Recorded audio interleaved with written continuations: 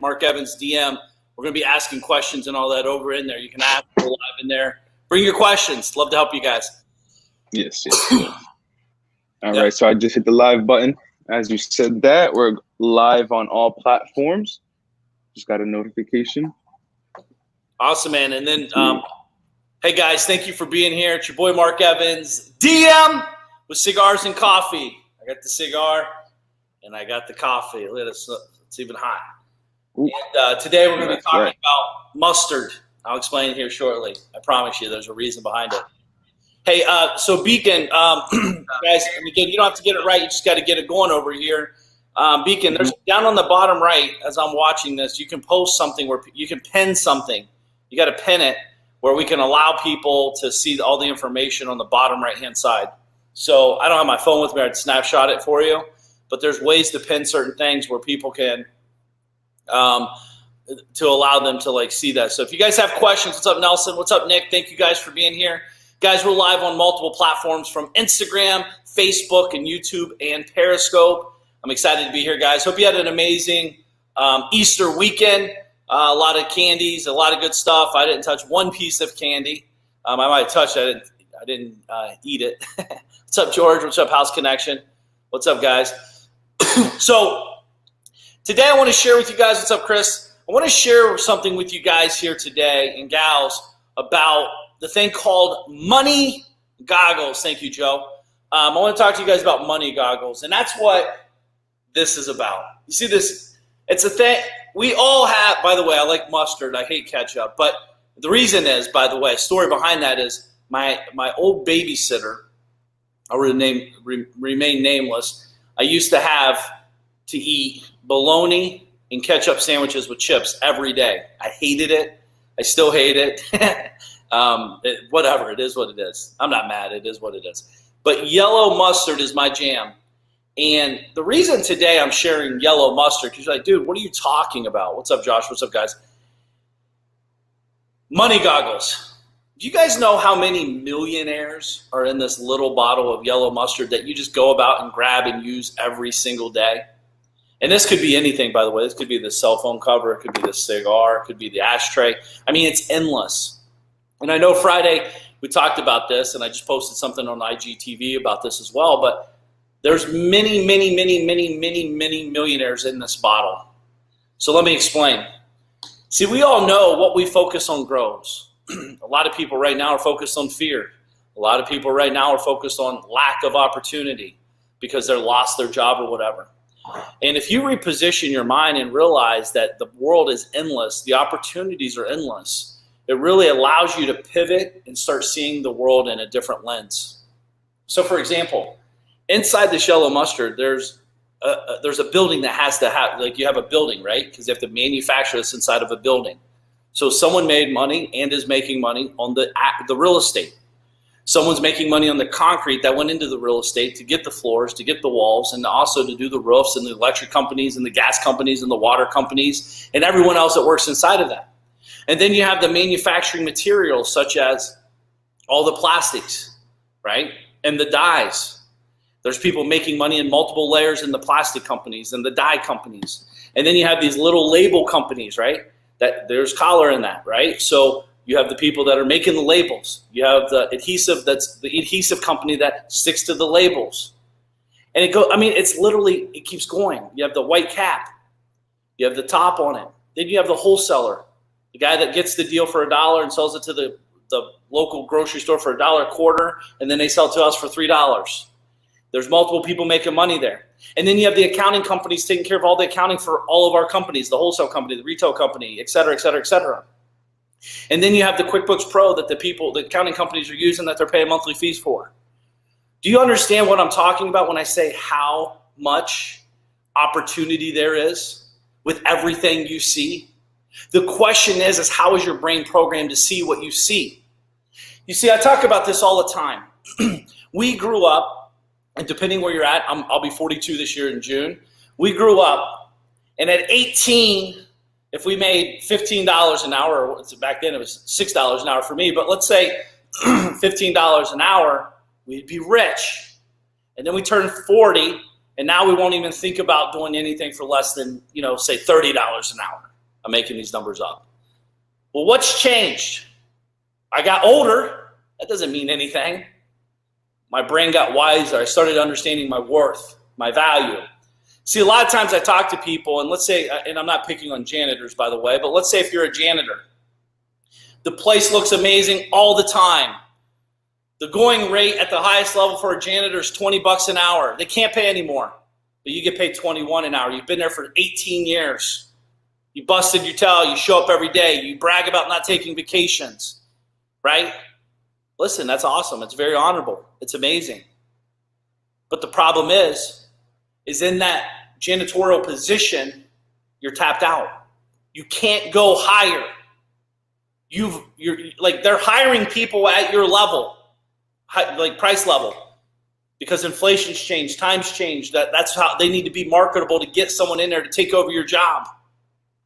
And yet you're getting mad because you're not getting the raise. Well, you need to get mad at yourself because you need to raise yourself. You need to raise yourself inside of that company and become profitable at a different level.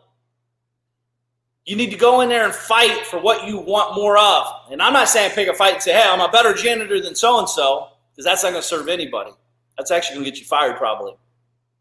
But what you need to do is say, I have a different skill set now. I've been here for 18 years. I've seen your inefficiencies inside of this warehouse distribution center. I know exactly how I can take your company from X to XXX. Don't you think they would pay more money for that? Don't you think your value would be more than that?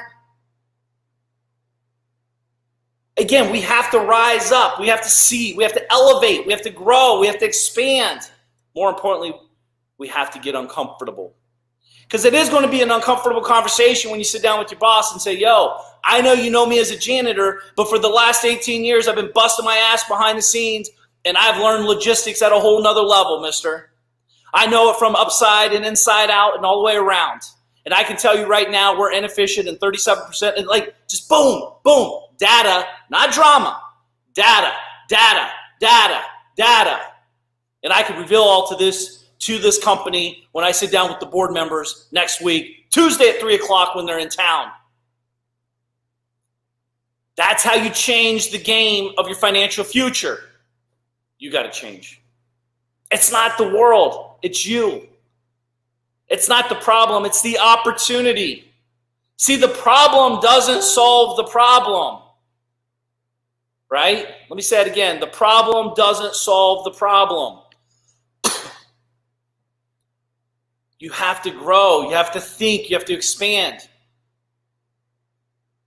What if you're in a union job, Howie says? What about it? Dude, there's union jobs that, let me ask you a question. In the union, are there people making more money than you? The answer is yes. Absolutely yes.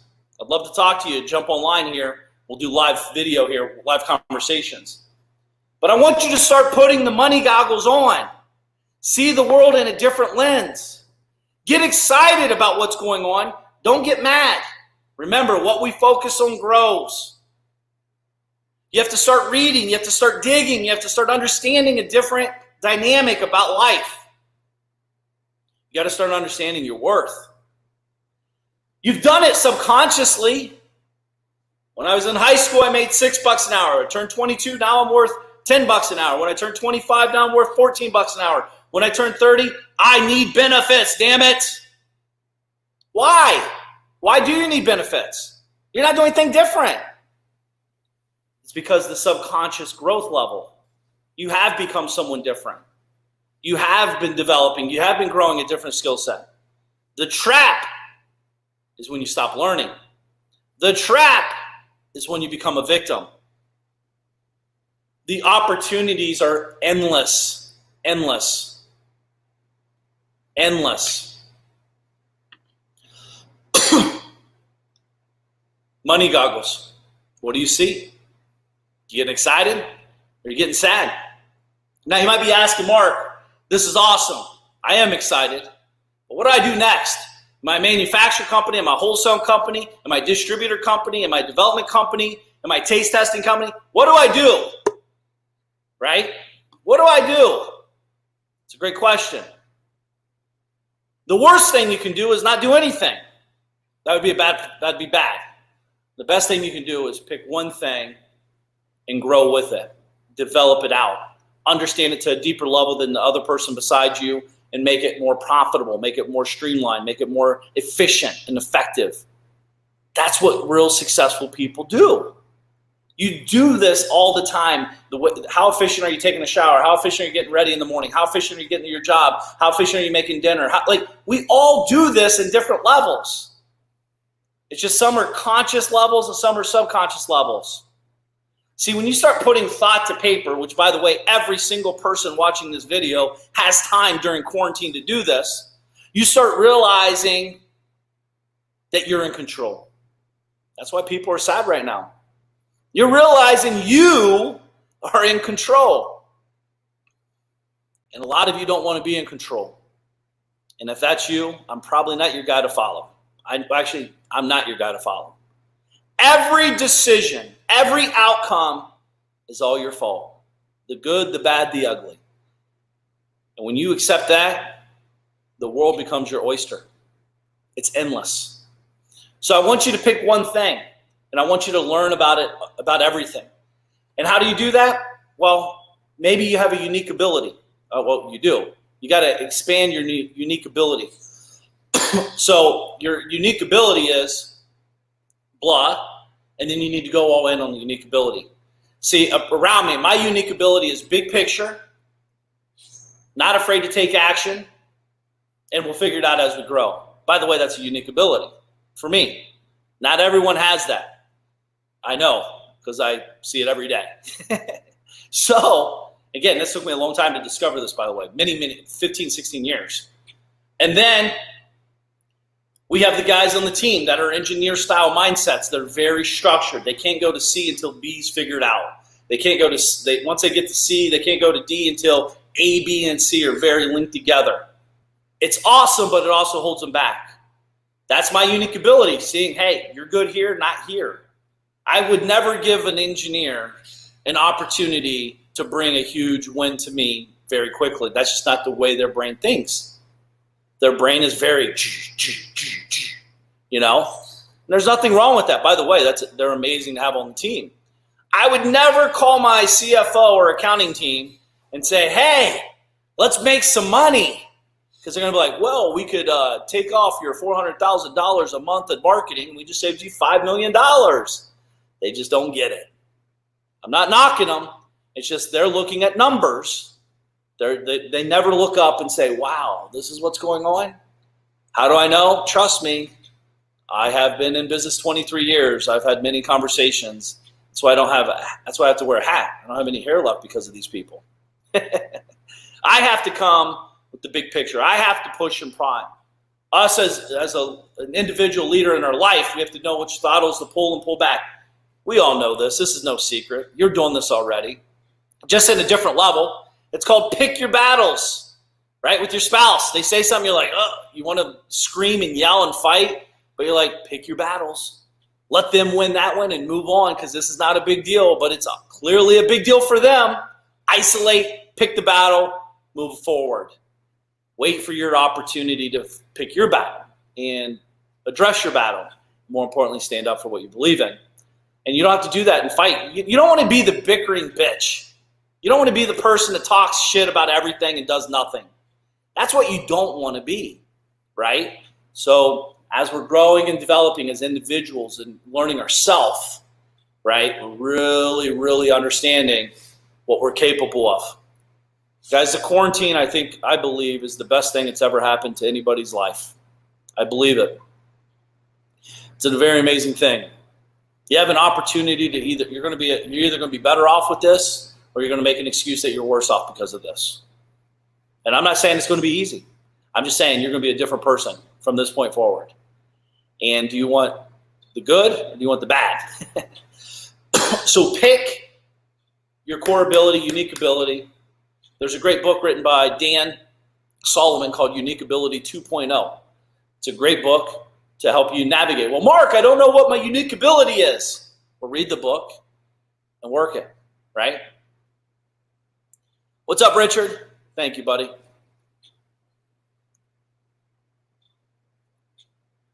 Beacon, can we get some people on here, buddy? I don't see you connected, my man. Beacon's device is not connected. I hope Beacon's here. I don't see him over there. Beacon's over there, clowning around. What are you doing? You sitting on the toilet or what? No. I'm here trying to I just pinned everybody a comment section. If you guys are trying to hop on and ask a question, please click on the link right there. I just dropped it. You guys should be seeing it in the chat. I'll go ahead and drop it again. Cool. Hey, Beacon, what's cool, man?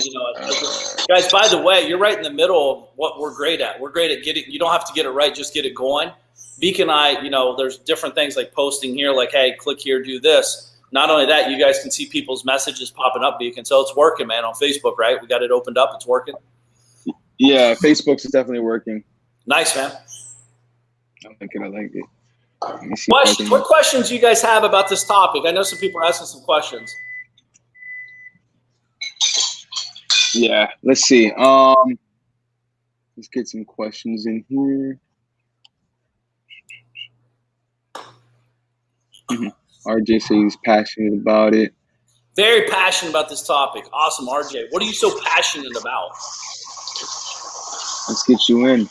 It's a great question because, we're all passionate about a lot of stuff, but the problem is passion doesn't necessarily meet, your actions. And I'm not saying you, by the way. I'm just saying in general, dude, I'm passionate about eating Doritos. I'm passionate about eating Cheez-Its. I'm passionate about watching TV sometimes, but that ain't going to give me the results.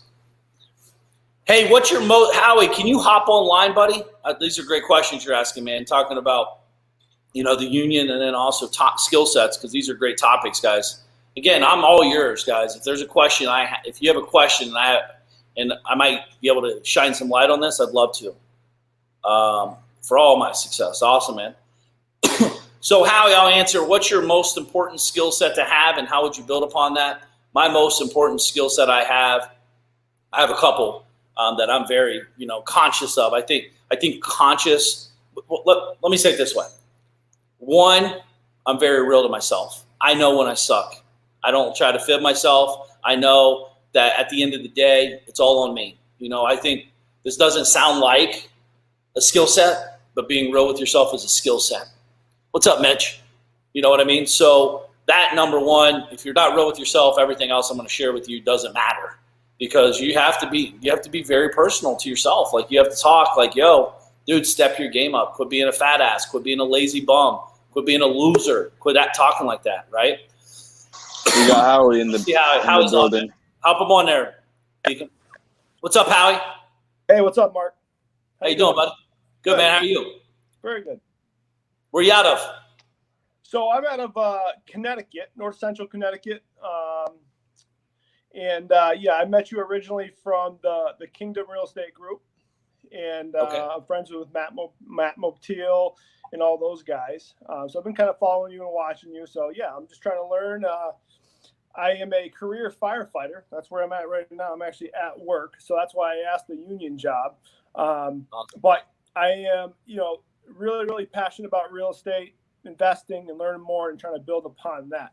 I also do a couple other things. I have an online business where I manufacture some automotive restoration parts and sell to that market.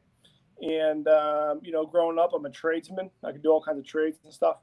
But more importantly, I'm just trying to find my strength and really focus and kind of, really structure myself and find an industry that aligns with my strengths and skills and just go all in on that. So I'm just trying to pick up what you're putting down. No, Howie, first of all, thank you, man, for your service. I know it's a hard job over there. I know it's crazy, and you guys don't get, it's awesome what you're doing over there, man, as a firefighter. But I don't think people realize how grueling it really is.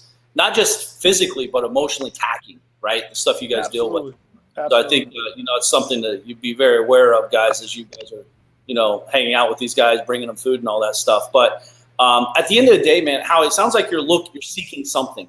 One, I would assume you like to help people. If you didn't, you wouldn't be a firefighter. It's a natural connection. Number two, it sounds like some of the stuff that you're saying you like. I like real estate. I have this automotive thing. I'm a tradesman, this and that. I've been there. What I was seeking is something that would actually make money to make me want to get more excited about it. What makes you excited? Is it the marketing? Is it the product? Is it the customers? Is it, what are you chasing? I guess that's what I'm seeing. It's like I see a lot of people chasing stuff, which is fine, but we have to like figure out, we can't chase multiple rabbits at the same time. So I'll give you an example. I truly do love helping people and serving people. I also did 13 years in the military. I am a third generation firefighter. So I've been around helping people and serving people around my whole life. With that, I kind of consider myself a problem solver. I am very mechanical. I am very engineer minded. And I do love real estate from the sense I grew up around contractors and fixing stuff and just doing interior design to all that stuff. So that's where a lot of my skills are around.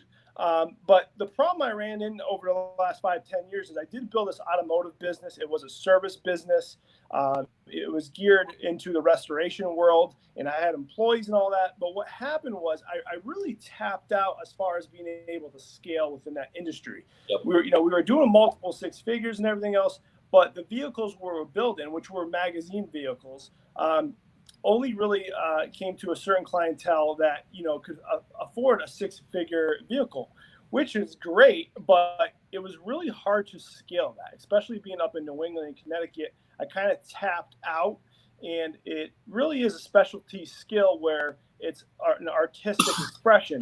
And what happened is a lot of customers came back. I got a lot of feedback is they wanted me to work on it. They wanted me to do the work because they wanted my personal touch. And really, I just ran out of time having a family with kids. And I got to a point where I can't scale this business, which is why I went into the manufacturing side. But even that, overall, I think that business in industry has a very, very small audience. And I can't really gain traction. So I'm kind of contemplating just going in on real estate, which is, my other passion and skills, and kind of going down that route. Are you doing it to make money? Or are you doing it to create, like to do a passion? Are you trying to quit the fire department? Is that the goal? I have a 20-year pension, good and bad, but I have literally 6 years left in this career. So I'll be done retired at 44 with full benefits and a pension. So I'm really gearing up for my second career and, a different source of income. My schedule, one of the benefits of a firefighter is I do 24-hour shifts and I get 2 days off. I literally work 9 days a month in the firehouse. So I really consider it a part-time job. And that's why I'm always doing other businesses and everything else. Kind of like, I like to, be an entrepreneur, I guess, and find multiple streams of income. Well, I mean, listen, man, at the end of the day, I don't think you're going to discover what you really want until your 6 years is up, because I think you're playing around, not really doing.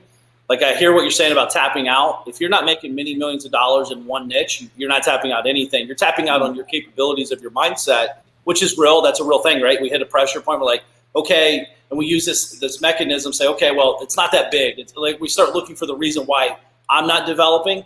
Dude, I know many people have $100,000 cars, many people, like $1 million cars. So I think at the end of the day, it's like, what are they doing? Where are they at? What's the acquisitions method? Could I sell the company? Could I build it to sell? Could I build it to grow? Can I acquire to grow? Can I bring people? Like, there's so much we could do. It's just we have to become a different person and ask different questions. I don't think that's your passion of just talking to you. Maybe I'm wrong in saying that, but maybe for you, it's like, how do you build it to sell it, get a big exit? And a big exit could be $100,000. I don't know what the financials look like, but that could be a good exit. And then you get your focus. I think our focus is our biggest asset, dude. Like, what we focus on grows. And I think for you, it's like real estate's awesome, but I don't like real estate. I like what real estate does for me. I use real estate. I look at business differently. I don't look at how can I serve the business. I look, how can the business serve me? I wish I'd have learned that a long time ago, by the way, because I lost a lot of sleep trying to figure out how to do everything, be everything, and just, whatever. So once I discovered that the business is there to serve me, I can help it and I'll serve it and grow it. This is the magician versus mule. I'll mule it out, but I have to have a destination where I get on top of the hill and I look around and say, okay, now it's time for the business to give back to me. Because if not, man, you're just caught in the cycle of always giving and over giving, and I was always disappointed. I was always upset. I was always frustrated. I was always pissed off. I was never big enough. I was not like, so it's just really dialing in. What do you want the business to do for you? I think that's how I'd start restructuring my thought process. By the way, I have some great buddies that used to be in the fire business like you are and as a firefighter, and now they're full-time real estate investors making many millions of dollars a year, you know? Yeah. So you do, and they quit. They're not firefighters anymore. Not because they didn't love it. It's because it wasn't serving them, you know? Sure. So it's like, do you want to be a servant to the process, which is fine, or do you want it the opposite way, or have a little bit of mixture of both? And I think if you can find that piece, man, you could really just go all in, and really, it's awesome. 'Cause to me, like, you're the type of guy that might be able to help businesses because you're used to running to the fire, not running away from the fire, literally, right? Yeah. So in business, a lot of people hit a problem in their business, they run away or they shut down and move on. You literally could dive in and say, hey, you're very critical thinking, very fast, right? That's how your brain's trained. You've trained yourself to be a high-level critical thinker in, like, very big moments. And that's something that you've developed over time. So I'd be trying to figure out how to maximize that in companies that will pay you big money for critical thinking, big money, you know? So just a thought. But real estate's awesome, but dude, the last thing you want to be doing is hanging out at Home Depot, picking out doorknobs, you know? Yeah. So, like, what kind of business would you do in real estate? Well, you know, to be honest, like, you know, the biggest thing I'm after is time freedom. You know, I want to be able to control my time. I want to be able to wake up with my kids. I want to be able to work out and stay healthy and do all those right things on top of, you know, serving people. You know, I do like real estate. Honestly, if you were to ask me, hey, what would you want to do within real estate? I would love to do real estate development. I truly love construction. I truly love looking at something and sitting back and say, yeah, I built that with my hands. It is really satisfying. That's awesome. Yeah, so really, you know, I'm trying to figure out all that out in an environment where I can control my time, but still leverage that time to the best of its ability. Well, just to be clear, when you start building and rehabbing, because I've done it, you have no time. You have no time, man. It's a lot of work, especially if you want to be successful at it. If you're doing it as a hobby, that's a different story. Like, I always, you know, I worked with my dad. My dad did construction. He still does. I always would go to work with my dad. I loved it, sweeping up, you know, cleaning, trying to be very forward thinking. A clean job's a happy job. He was like instilling these lessons in me through action, not talk, right? And I love that. I love those memories of my life. Like, I used to get out of school, you know, and drive the Bobcat at 10 years old. Help my dad. And that was fun. And I'd get picked on if I couldn't hit the spike in one slam with the hammer. And my dad's like, oh, you're a wimp. My uncle's like, come on, quit being a pussy, Mark. You can do it. You know, and I got blisters everywhere. I'm screaming, I'm crying. It's hot, but I loved it. You know, it was the best.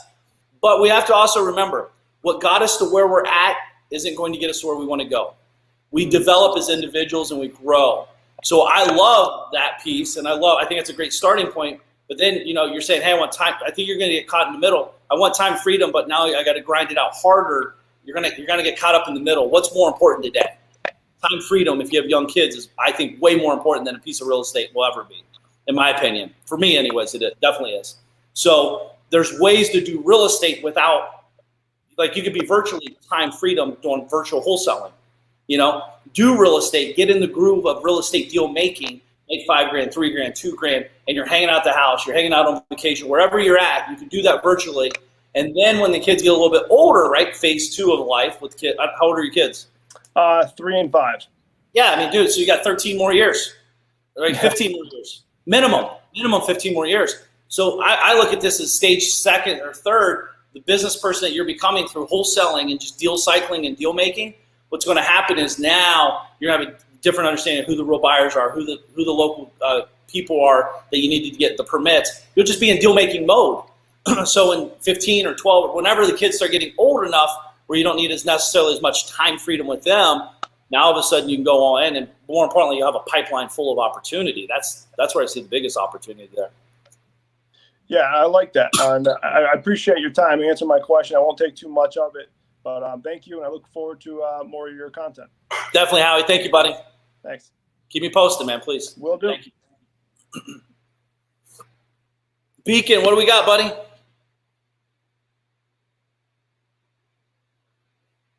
I have service-based business, Richard Leon, and I struggle to hire and train employees who represent our core values. I'd love Richard if he could hop on as I keep choking here. Coffee is hot. Beacon, can you hear me? I can't hear you, Beacon, if you're talking.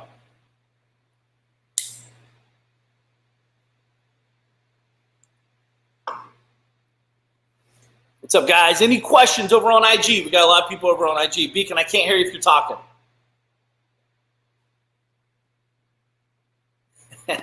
So guys, what we expand grows. Love focus on expands. Kelly Crosser, what's up, Kelly? Kelly, she's the one that hooked me up with this mug. Whoops, there we go. Thank you. Again, thank you, Howie, for your service, buddy. Appreciate that. RJ said, functional lets other team members set the standard. It doesn't rise to the situation, bitches, but won't take action. Vital, raises the standard, speak with clarity, looks to grow the bottom line, irreplaceable, high value, high return. You're the CEO of your brand, and you level and impact the business. You shatter your corporate mind. I love it, man. Yeah, I mean, RJ, to that point, I always talk about the me economy. It just happens my initials is Mark Evans, Mark Evans, right? But the me economy is really as an individual. You are the CEO of your life. You are the decision maker. You are responsible for everything. And unfortunately, most people are only like, hey, man, I did this and I earned that. They only talk about all the good stuff and they accept the responsibility for that when something big happens. But where people are messing up is when they don't take responsibilities for the bad shit, when they do the bad stuff, when they have a bad deal happen, when all this stuff happens, it's your fault. It's all your fault. Even if you think it's not, it's your fault, right? So why? Because who else can you blame? You're the one that said yes to get in the deal. You're the one that said yes to get involved in the situation. It's all your fault. And when you really, really, really understand that and do that, more importantly, live by that, everything else gets better. Everything else gets better in life. Beacon, you here? I see you. I don't see you unmuted, though. You there? Nope, I can't hear you, Beacon. So, own it. That's it. He's asleep. I see him over there. He's always asleep, even when he's awake. So, guys, here's a side thing behind the scenes of a real entrepreneur, not a one-apreneur. Like, behind the scenes as an entrepreneur, you guys understand the biggest thing. So behind the scenes, we're talking about who do we talk to? No one understands us. They don't. How can I talk? I don't care about football. I don't care about baseball. I care about my life. I care about what I can do to make a better living. I care about what I can do to serve more clients. I care about my product. I care, our brains are always thinking about growth. Our brains are always, and we're never good enough. We'll never, I'm not saying we don't celebrate, but we're not out celebrating getting stupid. We're out, I might micro celebrate for a nanosecond, and then I'm like, okay, I could have done this better, could have done this better, could have done that better, could have done, why didn't I have more people on? Why didn't I do this? Just like we're doing right now. Truth is, there'll be a couple hundred people watch us, 1,000 people initially out of the gate, and then it will start growing. But I'm not judging my success if there's one person or 5,000 people here. Because if there's one person, I'm asking how there are two. If there's 5,000, I'm asking how do I get 10,000? That's what we do as real entrepreneurs. That's what drives us. It drives us nuts, but it also drives us our direction. And if you're not feeling that motion, it's because it's not. I'm not saying you just don't have it. It's not. You haven't tapped into that yet. It will drive you crazy. It's annoying. Trust me. But what's the alternative? I'm comfortable with everything. Dude, comfortability is the death of a real entrepreneur. We're never comfortable, ever. As soon as we think we've made enough money, we start becoming scared that we're going to lose it all. As soon as we think we have our team figured out, we know we're getting ready to get ripped off or something bad's about to happen. That's how we operate. We're operating with real stuff. And the me economy is real, folks. We'll talk more about that later. Beacon, are you there now? I hear you. Yes. Can you hear me? About time, man. I got you. Okay, cool. We got any other people in here? I'm trying to reach out to people. I'm kind of getting a couple crickets. People are kind of shy of hopping on. But we did. They didn't put their makeup on and do their hair yet, They're lazy. Exactly. Sleeping over there. Oh, man. They're too busy just watching everybody else go instead of going themselves. That's all right. But Beacon, hey, real quick, man, since you've been with me for a minute. Yes. Someone was mentioning, I'd love to have him hop on, Richard, but he's not here. He said, hey, I have a service-based business. I struggle to hire and train employees who represent our core values. What's your opinion on growing a service-based business versus a product-based business in today's industry? First of all, they all work. The question is, what do you want to do? Secondly, Beacon, on the struggle to train employees and core values, you and I have had some very passionate conversations about core values and expectations. Is that safe to say? Oh yeah, I mean, core values and expectations is everything. When it comes to expectations, you don't want to expect anything from everybody. But I mean, if you found the right person with the right core values, the expectations usually follow suit. If someone says they're going to do something, they're going to do it. And that's the kind of core values that you want to keep around you. When it comes to like hiring and service based, like when it comes to service based businesses versus product based businesses, I mean, it's all about the type of system you want to have. Bacon, you're cutting out. Oh, there you go. People oriented rather deal with. Oh, hello. Yeah, I would say some people aren't really people oriented, rather deal with numbers and product fit, which is perfectly fine. But I feel like for those that are people people oriented, has leadership tendencies and love to, I would say not even steer the ship, but steer the ship of their own life. It's too easy to. I mean, if you replicate the right core values and you find the right people that resonate with you, it's too easy to form a formation of people leading in the right direction. Hey, and that's something that Mark has done. Get him in. Richard said he wants to hop on. Can you get him in? All right. Yeah, let's get. RJ said, hey, as an entrepreneur, you must contribute to a company beyond title, team, or budget. You must make things happen by seeking and creating. RJ, I agree 100%. So I remember back in the day, I was 16 or 17 years old, true story, maybe 15. No, I was 16 because I was driving then. I had this job. I was working at my mom's company then. She was like working at she was an assistant or so. I forget what she did, like executive assistant.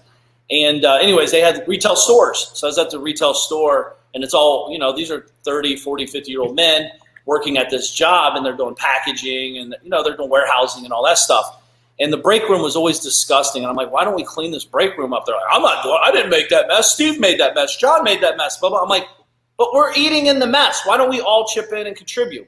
I'm thinking this. More importantly, I'm saying this. And everyone's like talking smack about it. So one day, I literally just clear out the whole break room and I do it myself.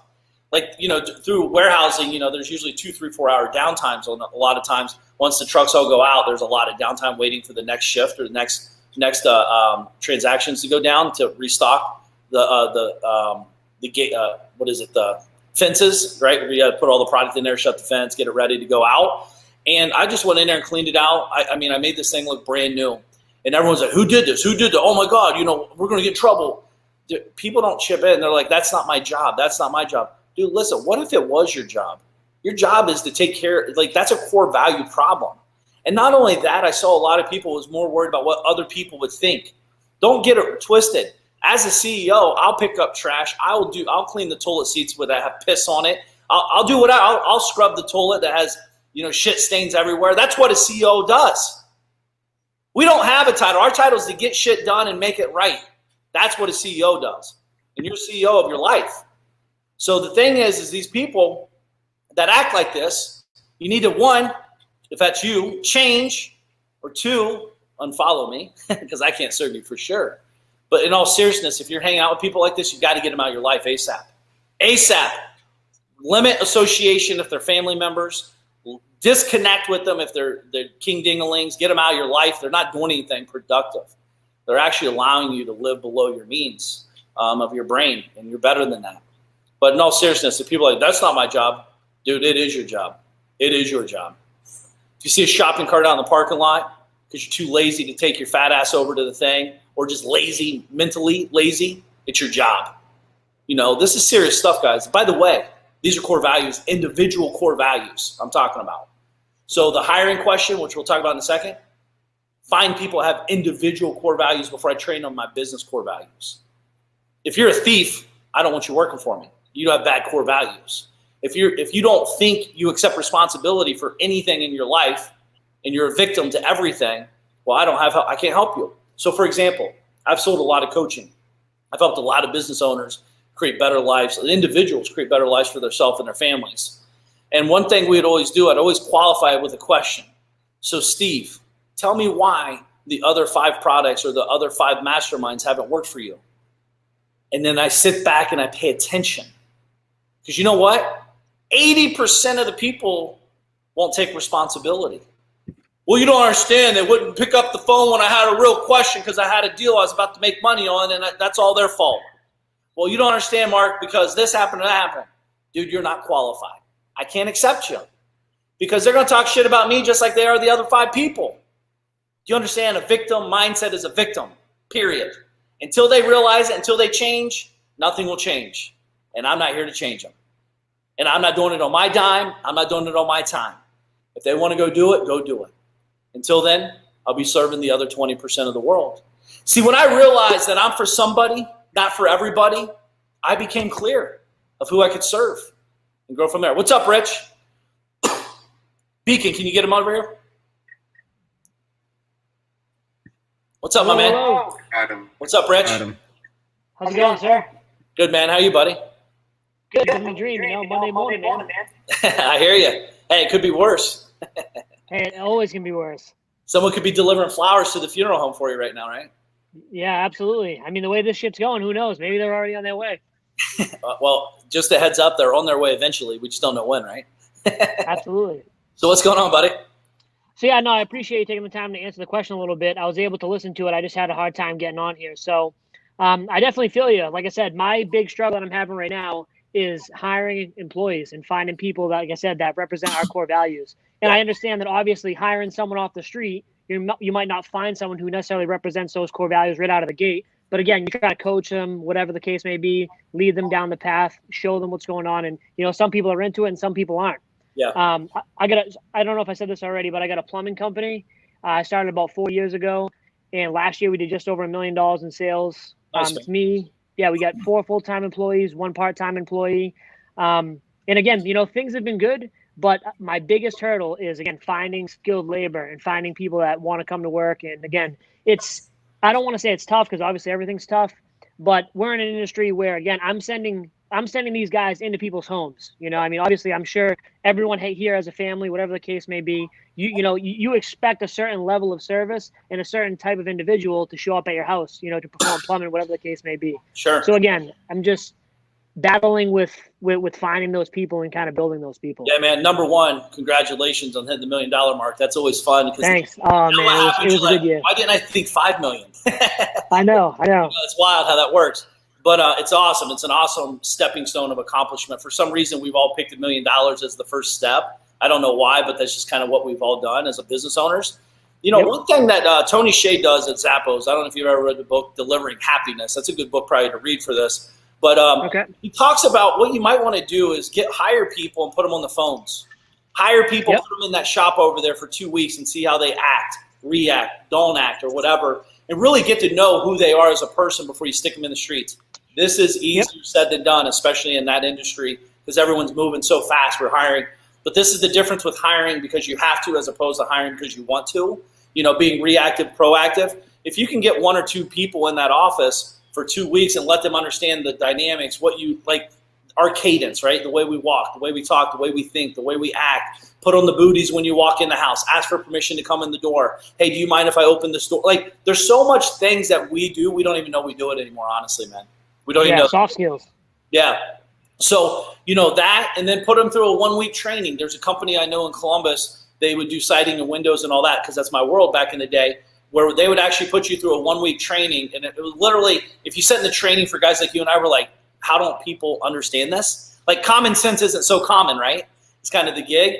So what happened is they would train what words meant, what this meant, what that meant. And, hey, when you approach a house, here's how you should do it. Here's what you should think about. Here's represent, hand them this paper first, hand them this paper. Here's the exit. So the entry, the conversation, and then the exit. So I don't know if you're looking for people to do the work or get the job or both, but these are all different tactical strategies that you could help understand them.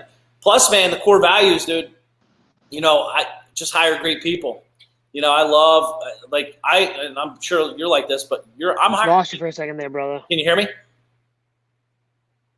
All right, I'm here still. But guys, Beacon, you can hear me?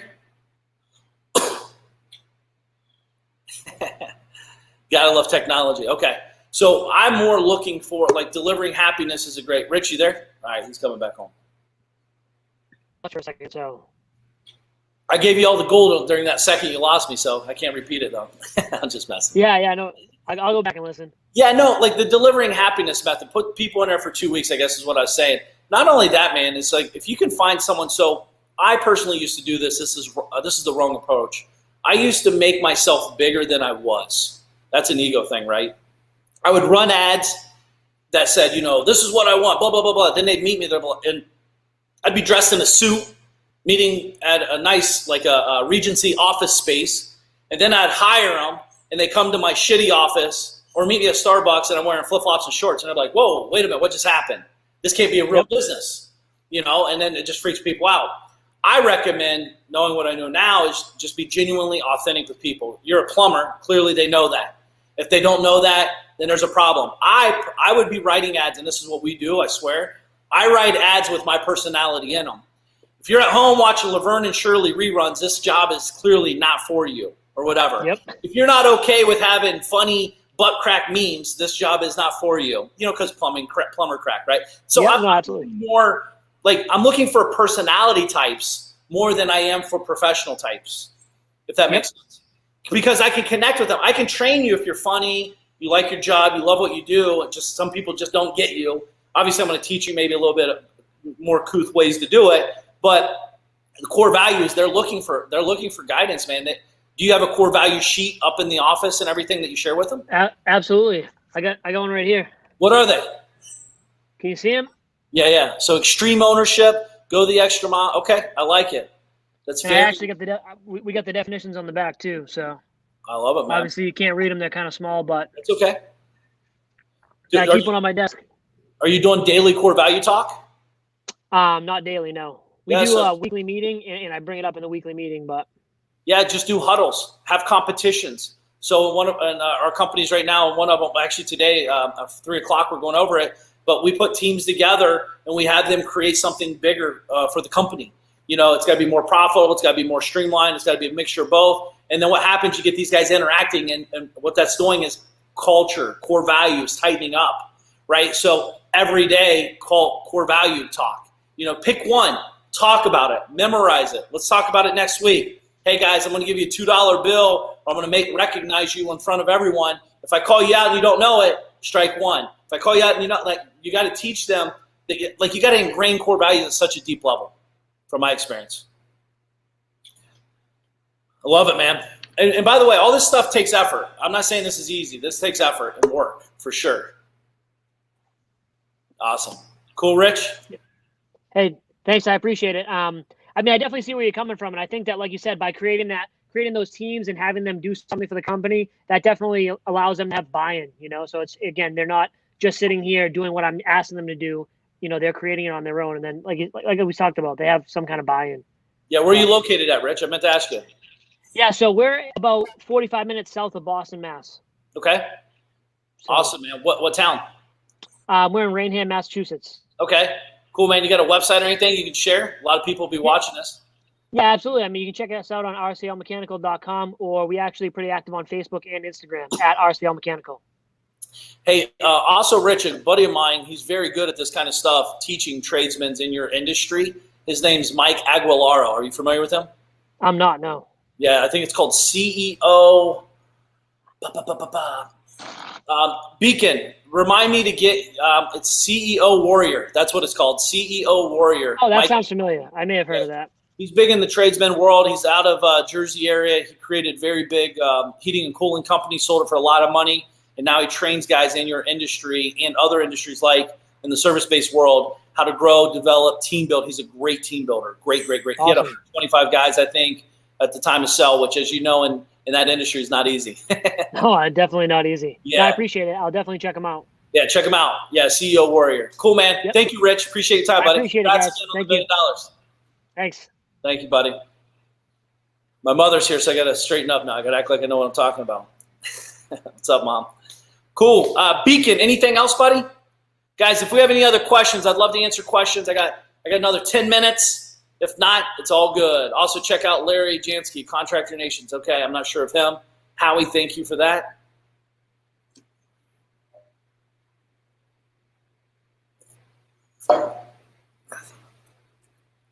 Cool, guys. So real quick, the me economy, back to that while you guys are thinking about your questions or Beacon's trying to loop someone back in.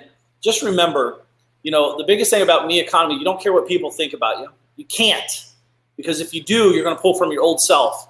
you're going to start developing and becoming someone new. Here's what's going to happen. Your friends, your circle of influence is going to change. It's okay. Change happens. You know, your first grade friend isn't going to be there anymore like they used to be. You got to create limited connections. Not because you don't like them. It's actually, you're doing it because you like yourself. You love yourself. And once you start understanding, like, you know, and by the way, we all have a friend we can call and get in trouble with. We all have a friend we can call. We know they're going to talk bad about people. We all have a friend we can call that we know they're going to say something to us and make us mad because they're telling us we're better. You're better than that, Mark. You're better than that. You can do better. Step your game up. We all know the people we can call to stimulate conversations that's going to serve our ego the best at that moment. I promise you this. You always hear smart people, people that are progressing. They don't have to be smart, by the way. People that are growing financially, you always hear them say, be the dumbest person in the room. From my experience, people that are not getting to that next level are always the smartest, or always think they're the smartest person in the room. And you don't want to be the king of the dipshits, folks. That's not where it's at. I promise you that. We'll talk about that conversation one day in the future. But what you want to do is you want to get in a room where people are pushing you, changing, like your thought audit, asking yourself questions that challenge your old thinking. Listen, if what got you to where you're at, it typically is not going to get you where you want to go. We have to change. Who do you need to become to get here? You already know how to get here because you're there. But who do you need to become? There's that bit. You got to build that bridge of conversation in your brain. You got to start listening to audiobooks. You got to start reading books. I mean, all this stuff is very powerful and will change your life. It sounds quirky and it sounds goofy, and I promise it might even be. But whatever it is, it works. Your net worth is your network. Yes, possibly, if you understand how to use the network and how to bring value to the network. The reason a lot of times people, all the cows, the reason a lot of people don't change their network is because they don't understand their value in their life. The truth is, I'll be 42, like I said. I love helping young people in business. It doesn't have to be a young individual, just young person in business. You know, they could be a 65-year-old person, 1 year in business. I love that. I love helping them. I see where they're at. I see where they're going. I know the path they got to take. It's going to be 10 years of hard work to get the results they're really seeking. You think you can do it in a year, it's going to take you 10 years. Don't let that discourage you. Let that encourage you. Knowing that you're going to wake up 10 years from now anyway, so you're going to be further ahead or further behind. It's real simple. And I'm telling, like today, I've already read 12 pages in a book. I've already listened to 32 minutes of an audio book. Tonight I'll read another 10 or 12 pages of a book. Like, it doesn't have to be all in or all out. Just start, 1% better, 1% better, 1% better. And you do that starts compounding over time, and you start becoming a new person. Who would be the first hire if you want to grow a real estate company from a one-man operation? Great question. I'd hire an assistant. I'd hire someone that's great at day-to-day paperwork. I would hire someone that's great at basic organization. And the reason is because they'll buy me back more time. I would not hire a salesperson. I would not hire a deal coordinator. I would not hire an acquisitions manager. I'd hire an assistant if that was my first hire. Why? Because an assistant is probably the easiest person to train, because you're like, hey, help me with my daily life and help take this stuff off my plate. They're actually very structured. They like paperwork. They'll get you structured. They'll get you they're going to help you set up to get this to step up. They're going to get you a baseline of where you can grow and crank it up. Hey, we own an event staffing business, and I've been in business for 3 years. Awesome, man. Congrats. That's awesome. That's a tough biz right now, event staffing, I would think. Hopefully you're doing well and pivoting at a big level. Beacon, do we have any questions or any people coming in? Mark, check your Facebook. Oh, check your Facebook message. Cool. Can't hear you, Beacon. Can't hear you, my man. Yeah, all our weddings have been canceled or postponed. Well, good luck with that, man. I think there's a great opportunity in that space. I know we had an event in June. Malika, she's my lady. She's amazing at event planning. So I'm guessing October-ish will probably be the first step up. Beacon, you're muted if you're still muted. But guys, I got to bounce. I got to work over here. And I got some cool stuff I'm working on. But stay tuned. I would like you guys to write this date down. April 24th. April 24th. 12:34 p.m. Eastern Standard Time. April 24th, 12 p.m., 12:34, 1234 p.m. Eastern Standard Time. Not only is that my daughter's birthday, April 24th, but I have something special happening on that day. I'd love for you. Thank you, mediocre mutter, however you say that. I'll mess that up. But that's the date, 4/24, 12:34 p.m. Something big's going to happen. I look forward to sharing something amazing with you guys. Appreciate your time as well. And if you guys need anything, keep me posted. I'll be here tomorrow, 8:30 a.m. with Cigars and Coffee. Have a great day, folks. Talk to you soon.